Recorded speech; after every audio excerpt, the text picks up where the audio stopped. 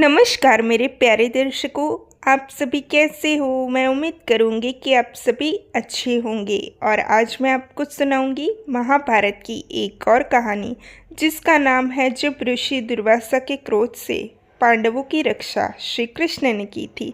तो सुनिए मेरे द्वारा इस वीडियो में इस कहानी को।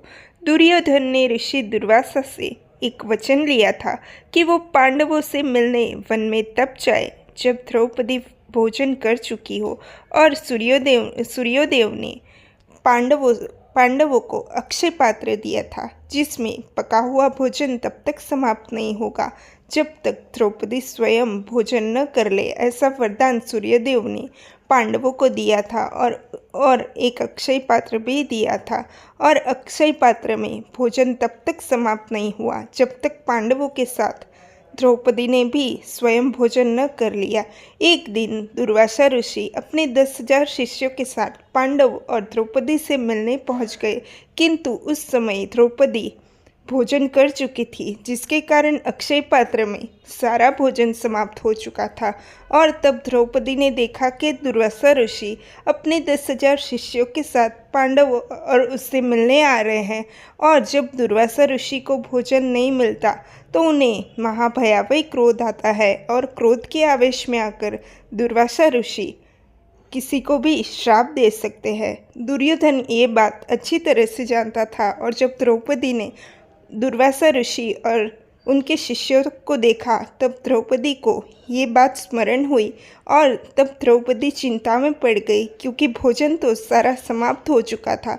तब द्रौपदी ने अपनी सहायता के लिए अपने भ्राता श्री कृष्ण को पुकारा, और तब श्री कृष्ण द्रौपदी की सहायता करने के लिए आए, और उस पात्र में बचे हुए एक पत्ते को उन्होंने खा लिया, जिससे सारा विश्व भोजन से तृप्त हुआ।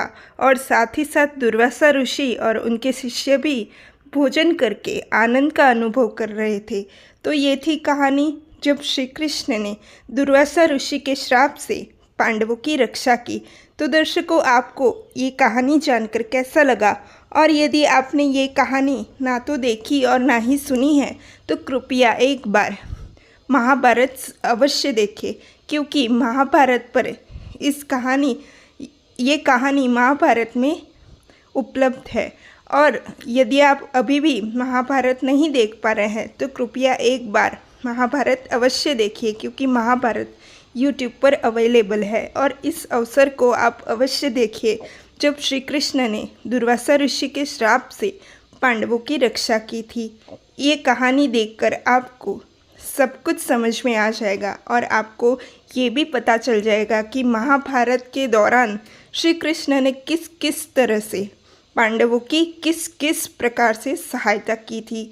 तो दर्शकों, अब मैं आप लोगों से मिलती हूँ श्री कृष्ण यानी महाभारत की एक और नई कहानी के साथ। लेकिन तब तक के लिए आप लोग मेरी वीडियो के नीचे एक लाइक, चैनल को सब्सक्राइब और शेयर करते रहिए। और हाँ, मेरी अगली वीडियो की प्रतीक्षा कीजिए, क्योंकि मैं लेकर आ रही हूँ आप सबके लिए महाभारत की एक और नई कहानी। तो कृपया मेरी अगली वीडियो की प्रतीक्षा कीजिएगा। धन्यवाद।